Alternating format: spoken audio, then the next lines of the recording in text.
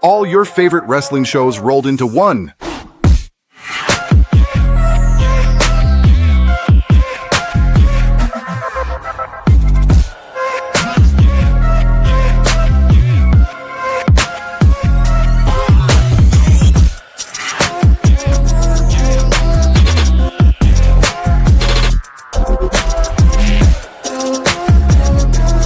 Welcome to the We Book It podcast. Let's start the show.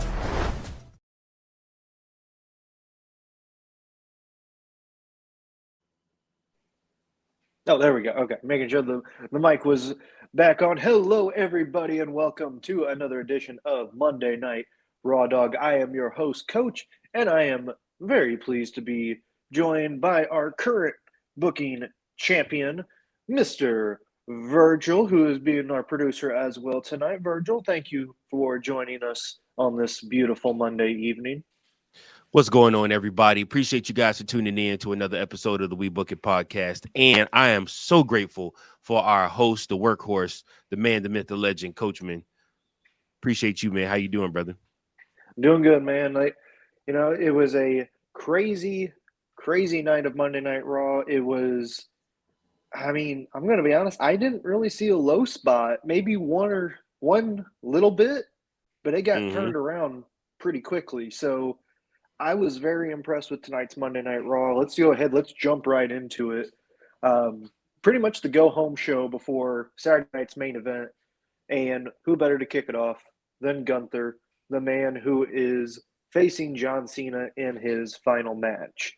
And Gunther called it the greatest honor of his career to be able to compete against Cena in a match. But he also vowed to crush Cena's spirit and force him to submit, to quit in his last match as a WWE superstar. He said, and I quote, "I am going to squeeze until every bit of hustle, loyalty, and respect has left your body." And that was it. He even came out with a countdown, which I think WWE eventually just were like, hey, you know what, let's just keep it up there and we'll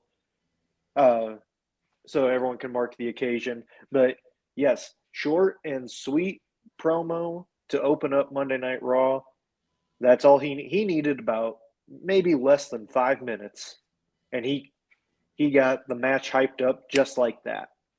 That is very impressive. Virgil, what do you think of this opening segment for Monday Night Raw? So I started taking down notes. I figured if I'm gonna be your co-host on this show, I need to do a better job of being prepared. So I listen. If you're the workhorse, I have to match your energy. So I was like, okay, here's what I need to do. I need to be prepared. And the one word that I wrote down from this Gunther promo is expectant. And I'm expectant of a good match. I'm expectant of Gunther to beat the absolute hell out of John Cena. I'm also expecting for Gunther to make John Cena look like Superman has never looked before, and for John Cena to then come through in the end as the babyface and get the win. This promo made me expectant of all those things. A week ago, I think our tune was kind of like, what the hell is this? But now we get it. We understand, especially once we saw what happened with LA Knight LA Knight towards the end of the night too, which I won't spoil that, but it kind of all makes sense now. Paths are becoming more clear as to why things happened the way that they did. And I'm okay with it. Yes, we will definitely get to LA Knight later on in the show, but we start with our first match, which is a match between IYO SKY and Kairi Sane. Both were accompanied by their tag team partners, Rhea Ripley and Asuka, respectively. And what started out as a very slow match eventually picked up the pace towards the end and featured some really good spots from both IYO and Kairi Sane. I think the spot that stood out to me the most was when they were on the apron. IYO was delivering a German suplex on the apron, and you could tell she kind of was going a little bit, I don't want to say too far, but the way that it was basically like Kairi was about to land on her neck, and it could have been really bad.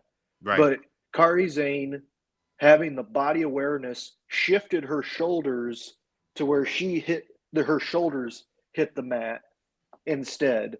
And I caught that like from the naked eye. I was like, there's no way that was planned. Like she had to do that. And then when they showed the slow-mo, you could see her twist as she was going down to make sure it was her shoulders hitting the apron first. And I was like, oh, that was beautiful. And then to top it all off, obviously Asuka gets involved, distracts Io. Rhea comes in, knocks Asuka out of the way, and then Io gets ready to hit the over the moonsault. Again, don't think this was planned, but it just shows how good these two are adjusting on the fly. Kairi Sane was pretty much almost near the middle of the ring when this happened. But Io, taking that quick look back to see where Kairi was at, changed how she would normally do her moonsault. Usually she gets a little bit of air underneath it. This one was just a straight line drive shot into it, but it landed to perfection. Yep. So I thought it was a fantastic match. It's not going to get the props it deserves, but I applaud both of these women for this match, just for their adaptability. Either way, IYO SKY comes up with the victory. Her and Rhea hug in the middle of the ring, and that's just kind of how the match ends. But well done by both ladies once again. Virgil, what do you think of this match? So my one word for this one, and I'm going to use this word twice in tonight's episode: familiarity. Mm-hmm. These two have wrestled each other all over the globe. There's familiarity here. They've worked together. They're friends. They're damn near probably family, if you really want to be honest with you about it. Like I said, so again, there's familiarity there. They can't have a bad match. They can't. It's impossible. I'm going to say these same words about something later on in the show too, but it's impossible because they're too familiar. They know each other too well. It's like peanut butter and jelly. It just goes, man. Mm-hmm. So at the end of the day, obviously, like I said, it wasn't their best match they've ever done. No, but it's still a good match for Monday Night Raw. Triple H is booking his ass off tonight. I'm just telling. He's trying to get that Who Booked It Best award on our Sunday show. I'm telling you for this Raw. If he can keep it up on SmackDown and then see what he does through. I mean, and you know, here's the other thing. That NXT Saturday Night's Main Event is gonna pop because that NXT talent is coming with something to prove, bro. So those matches are gonna be amazing. I hope Jada Parker lives up to her end of the bargain. But as far as Oba versus Cody, sign me up. As far as Sol Ruka, who is she facing? And is Bailey. It's Sol Ruka facing Bailey. Yep. Jada Parker, who is she facing? Io. And she's facing Io. All sign me up. All those matches, all of them. And don't forget Javon Evans and Leon Slater versus AJ Styles and Dragon Lee for the World Tag Team Championships, man. Oh my goodness. I got goosebumps just thinking about that. Woo! Oh man. This by far, I'm gonna be at a wedding, DJing a wedding, but I'm definitely gonna be sitting there watching this on my phone the whole time. Like I don't even care, bro. Like I have to see this. Have to see every single match. Yeah, it is going to be awesome to watch that this Saturday. Either way, we move on to our next segment. Well, it was supposed to be a match, but then it turns into a segment because it's supposed to be a match between Rey Mysterio and Finn Balor. But Logan Paul, still frustrated from Rey Mysterio slapping him in the face last week, goes to handle his business and attacks Rey Mysterio from behind and throws him into the ring. Mysterio comes to fight back, and it was going Mysterio's way. He had him set up for a 619, only for the Masked Man to make his appearance again, hitting a curb stomp on Mysterio. Security chased him away. Logan finally hit Mysterio with the brass knuckles, and then as Mysterio is laying there, LA Knight comes out to make the save, and LA Knight grabs a mic, talks about how, yes, he's frustrated because he just lost to Gunther. He lost his chance at being Cena's final opponent. He's mad, and he's also tired of the Vision. So he says to Logan Paul, let's have a match tonight, to which that eventually is set up for the main event of the evening. Not a bad segment. I like the continuity that they're going with. And I think what they're also doing is, I don't want to say it's kind of like an initiation, but this is basically the Vision's way of saying, okay, here, show us what you're made of. Is this what you're going to do? Like, show us what you got. So, I mean, I like the storyline moving forward. Nothing special about this segment. The Masked Man, obviously, is going to be the main guy in this, but, solid segment for the most part. What do you think? I do want to point out that a lot of people complained and have continued to complain about LA Knight and his spot within the company, and how he has not gotten a title push or a title championship at all. LA Knight is consistently main eventing SmackDown and Raw.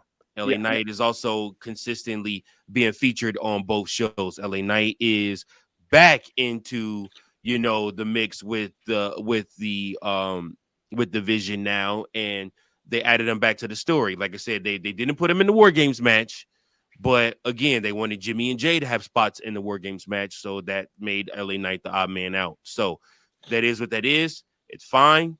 He's back in the main event scene. He's back going up against the Vision. And like I said, he is feuding with them. So I like it. I do like it a lot. And good for LA Knight. If nothing else, good for LA Knight. Logan Paul's a made man. And like I said, and you already know Bron Breakker is the future. The variable, the Batista, if you will, in the Vision is Bronson Reed. Because he's technically not supposed to hit. But if he does end up hitting, well, that makes the group. Remember, Ric Flair, Triple H, made men. We all knew what Randy Orton was going to be. He was already going to be that. He's fine. He's cool. It was Batista taking off, and they tested it on a Monday Night Raw where they built up this fake tension between Batista and Triple H, and they made everybody think that Batista was actually going to beat Triple H's ass. And when I tell you, that crowd got behind Batista that episode like I've never seen before. Like, you would have thought he was Bill Goldberg the way they got behind him. And this is 2004, long before he actually actually turned on Triple H, which will happen later in 2005. Because remember, Triple H was actually supposed to face Randy Orton for the World Heavyweight Championship at WrestleMania 21. It wasn't supposed to be Batista. But that groundswell from the fans caused Vince McMahon to change his mind and allow Batista to not only win the Rumble that was really supposed to be won by John Cena, but then go on to WrestleMania to beat to beat Triple H for the World Heavyweight Championship, and he took off from there. Future Hall of Famer Batista. So I look at Bronson Reed and I see him in this Vision group, and I see a lot of similarities. If he can hit, that solidifies that group. We already know where Bron Breakker is going to be. Paul Heyman is the voice, and Seth Rollins was the man. And Logan Paul, for what it's worth, he's a made man. He's fine. He'll be fine, whatever. But if Bronson Reed hits, that makes that group a success automatically. No, I agree. And I think he will hit. I think the crowd they go crazy when he hits a tsunami. So, and we'll get into that more later on in the show for sure. But tough night for LA Knight, boy. No, I know. Well, don't spoil it now. Don't spoil it. All right. I'm sorry. All right, we get to our next match, which is a World Tag Team Championship match between AJ Styles and Dragon Lee and the War Raiders. Haven't seen them in a while. Coming out to a little bit of a newer look, but I think they've actually kind of slimmed down a little bit. Still big and strong, but kind of more agile, and they were showing that off tonight against AJ and Dragon Lee. Pretty standard tag match for the most part. Each person got their own spot, and each team got to kind of showcase their abilities. The New Day and Grayson Waller were watching from ringside. But in the end, it was AJ Styles hitting the phenomenal forearm on Eric of the War Raiders and getting the pin 1-2-3. Afterwards, though, the New Day came into the ring and confronted the champions, thinking that this was going to be our next championship match eventually. Mm-hmm. But then Jey Uso's music hits, and here comes Jey and Jimmy yeeting down the stands. And I'll even give credit here. Jey picked up a baby, and the baby started yeeting. And I was impressed with the baby. I was like, dang, that's good for him. He knows what's going on. But either way, they make their way to the ring, and they say that they are trying to figure out what to do. Oddly enough, Jimmy talked about how they lost the War Games match. They lost, I forget what else he said, but then he kept bringing up Jey. He kept saying Jey lost his championship. Jey lost his John Cena final match, a chance. And you could just see Jey kind of get tense anytime it was mentioned. But either way, it gets to the next phase to where Jimmy said he called Jey up and said, what are we going to do? So they decided to reunite as a tag team and come for the World Tag Team Championship. As they said, we respect Dragon Lee and AJ Styles for what they're doing. But as for the New Day, we have to remind them what we're capable of. And looks like they're going to be running it back for a number one contenders match. And at the end of the segment, the Usos and AJ and Dragon Lee stand face to face with the titles. Just a very solid segment. Yep. The curiosity I have with this is this going to be a short-term reunion for the Usos, or will this be a longer stay? Because it seems like this is just going to be short-lived, because we are probably going to get that Jey heel turn pretty soon, especially based on Jimmy's promo. Yep, absolutely. So, people are already online talking about, the Jey Uso singles run is over. I think this is just building towards something even better for him. So I do appreciate what they're doing with this. It's a slow build, but it is building steadily.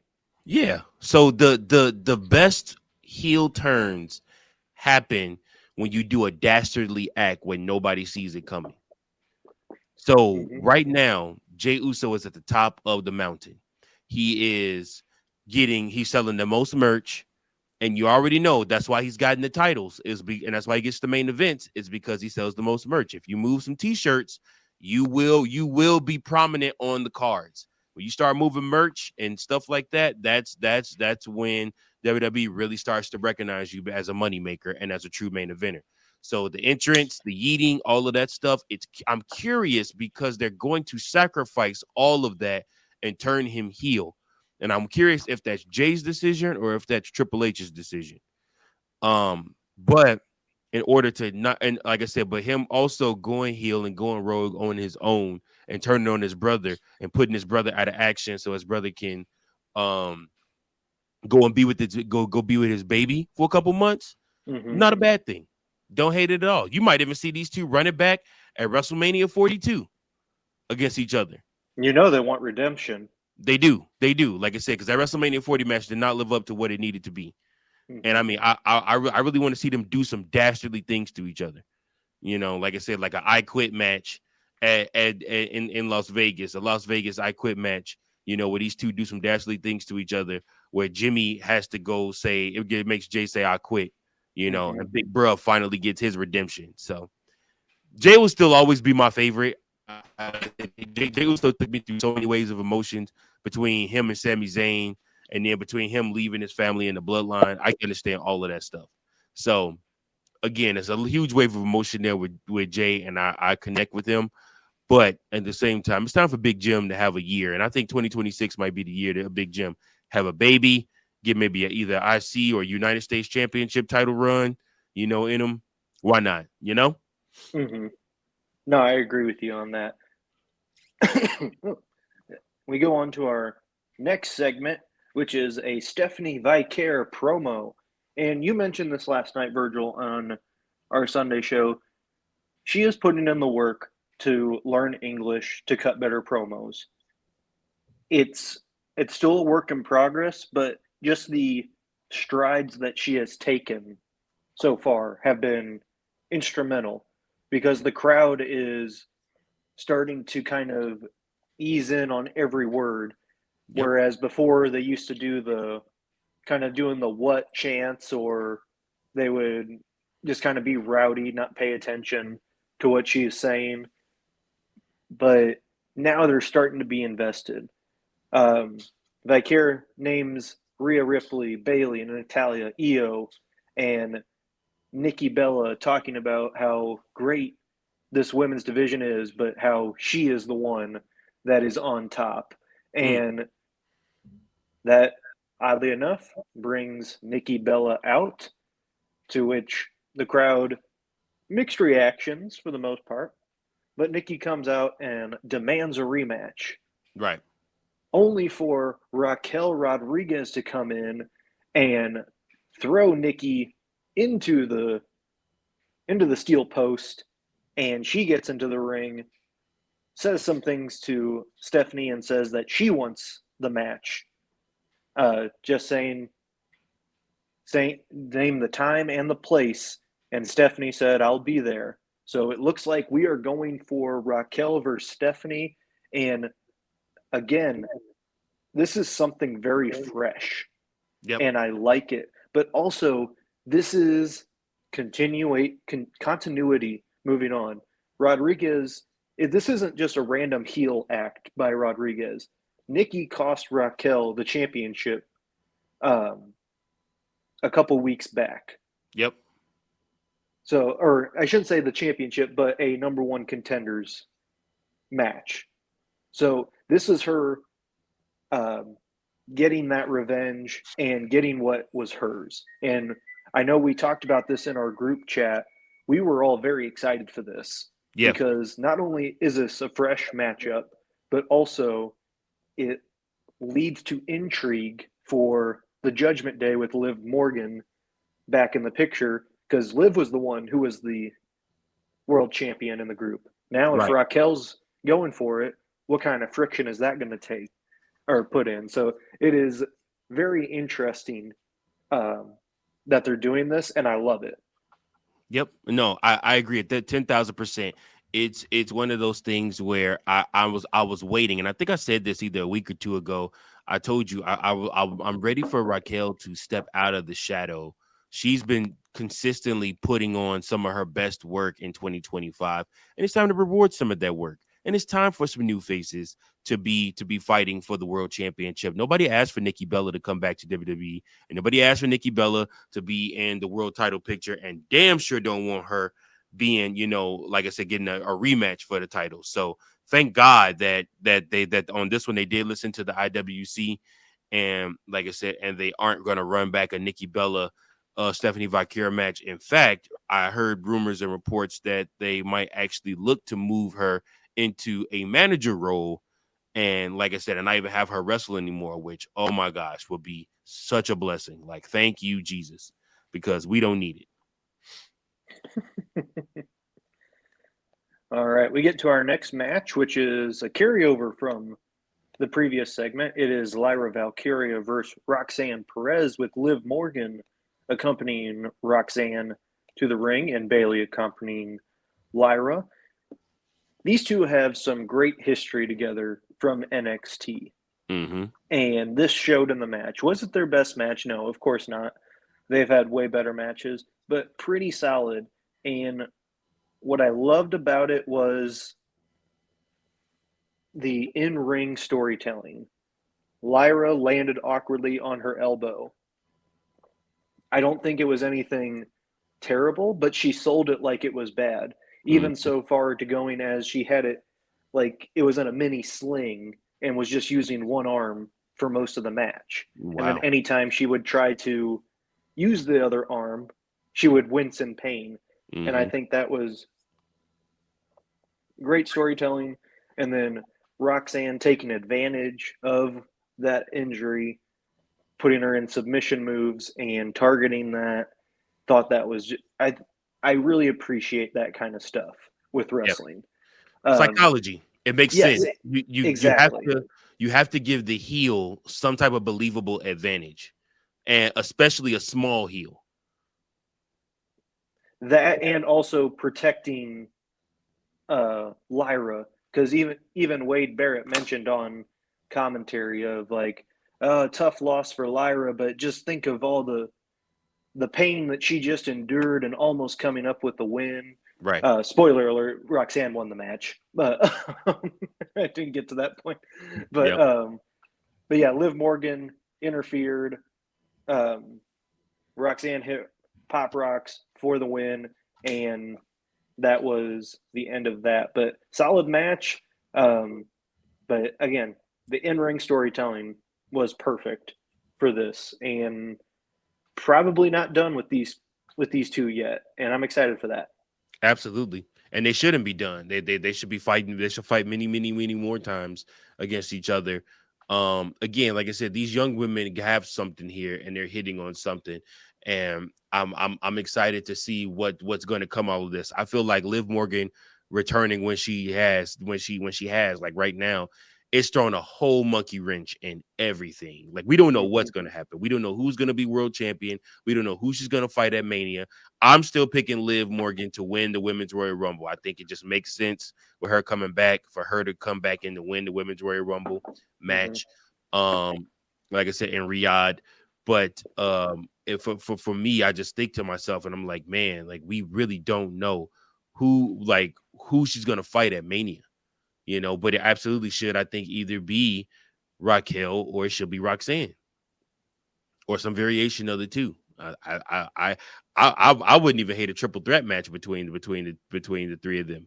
I think that would be amazing. I mean, I think Liv walks out of whatever match with the championship that she decides, but it's time to reward Raquel Rodriguez. She's been a steady soldier for a long time, and she ain't held world championship gold since like 2021 when she was in NXT. So. Like I said, it's far time for her to put her stamp on things. Shout out to Big Mommy Cool for listening to Kevin Nash. Yeah, for sure. Ever since then, she has been on a tear, and I love it. Love every bit of it. So she deserves this match.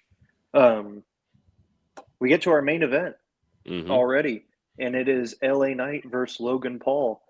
Paul jumped Knight before the match even started to get the upper hand, but Knight recovered and got to punish the social media superstar. A lot of pacing back and forth, which was good, but it was towards the end when Bron Breakker and Bronson Reed both came out to support Logan Paul, and eventually the numbers game got a little bit too much. Knight got taken out, but the referee tossed Reed and Breakker, and just as LA Knight was about to probably power slam Logan Paul through the announce table, the masked man came through again and curb stomped LA Knight on the announce table. Then Logan Paul hit a frog splash and earned the win. And then Breakker and Reed came in. Breakker delivering a spear and Bronson Reed hitting two tsunamis as security came and rolled LA Knight out of the ring. And then it was Paul Heyman taking the mic and getting ready for his the next promo segment. That is we thought this was our main event, but apparently it wasn't, because that was just the appetizer. The main course was right here. But Virgil, real quick, what do you think of this match first? It's your typical Vision match, the numbers game. They're gonna continue to play this. That's why they make factions, because the numbers game is supposed to come up against you. And I mean, nobody wanted to help LA Knight. Nobody wanted to come out there and help him at all. Like they just literally, everybody sat there and watched him get his ass whooped. Nobody wanted to come out. I mean, listen, CM Punk. Nobody's seen CM Punk since he got out of the War Games cage, and literally nobody wanted to help.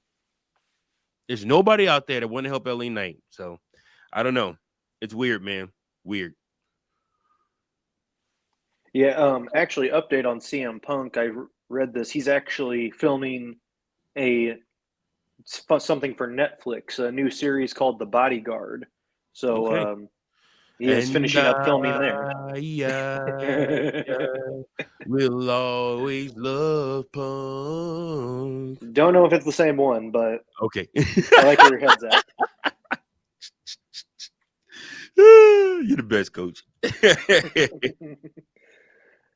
All right, so we get to our actual main event segment, which is Paul Heyman setting it up, saying that, first off, he hates being here in Kansas City, and he doesn't know if it's in Kansas or Missouri, but it doesn't matter because whatever's going to happen, the Vision will always stand tall, and Bron Breakker has his world title opportunity. Very surprised that they went back to another promo for Bron Breakker to hype up this match, especially after how well he did last week. And he did not disappoint once again. I actually think it was better than last week's. Yeah, what I he would did agree. tonight. I would agree. He spoke directly to CM Punk, criticizing this current version of CM Punk, saying that he came back and was all about taking pictures with the young people in the back and talking about how great of an influence he is, and even said that that's not the real you. You're just being fake. Even calling best line that he delivered here.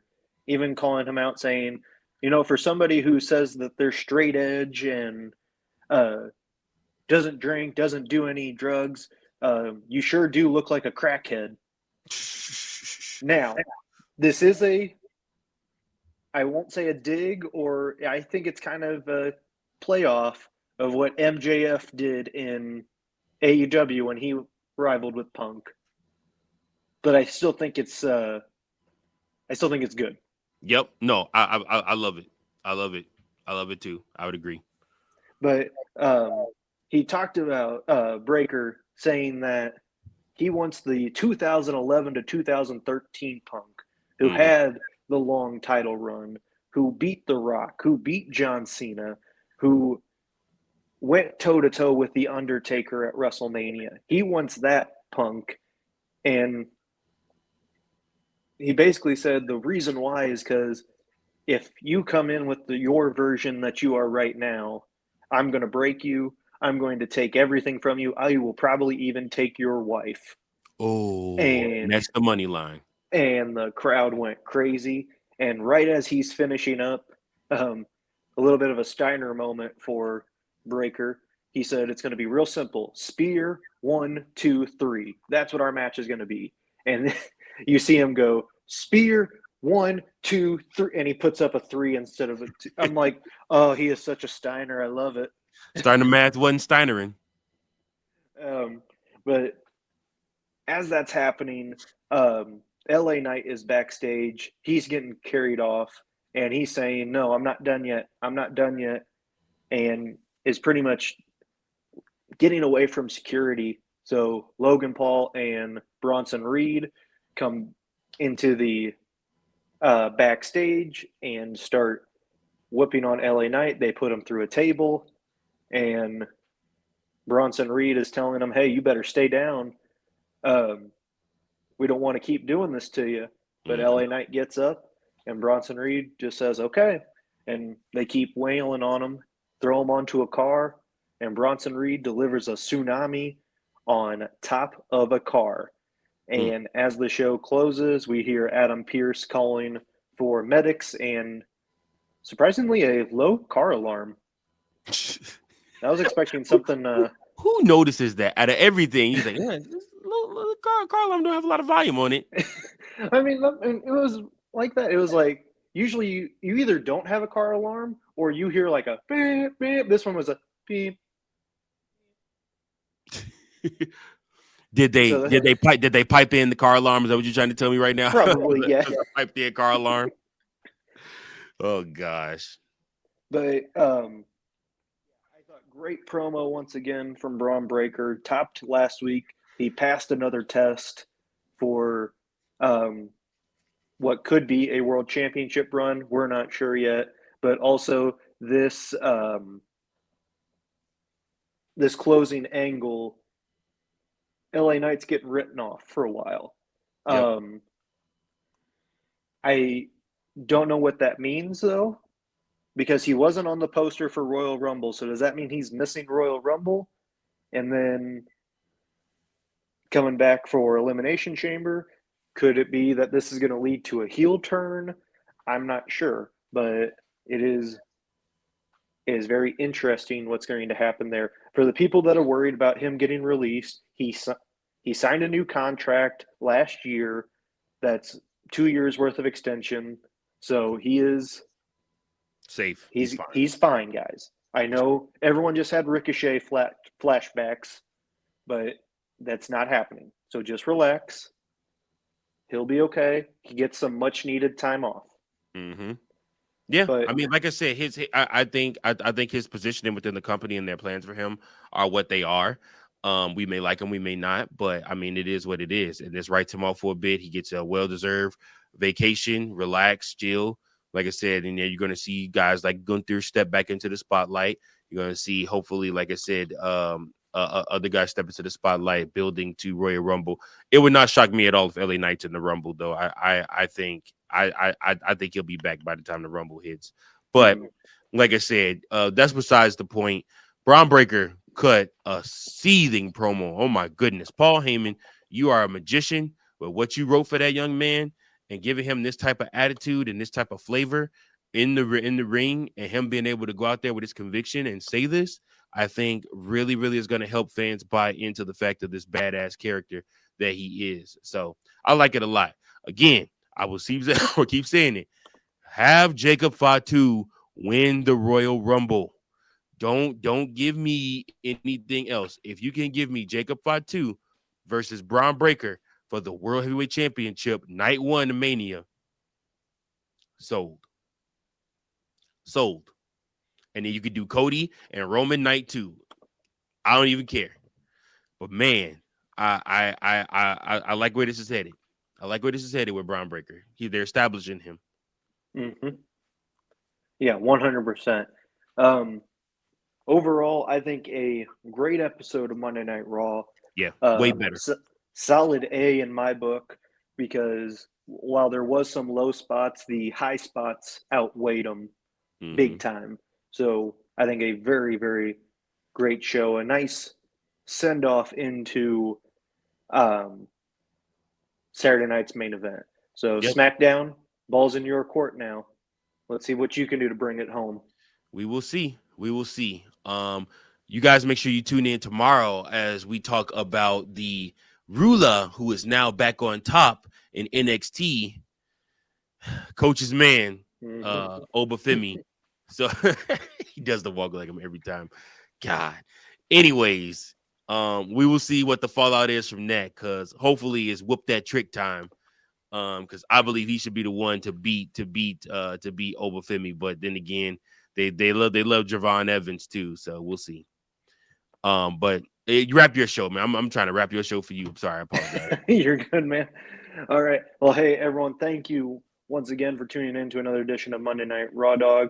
Don't forget to like, share, and subscribe to all of our content here at the We Book It podcast. If you want to see something from us, just let us know. We'd be more than happy to oblige, especially with the year coming down and WrestleMania season is right around the corner, if you can believe it or not. The road to WrestleMania begins in January, but right now we're going to enjoy this week for John Cena and his last match. So we will see you guys next time. For Virgil, I am Coach. Have a good evening, everybody.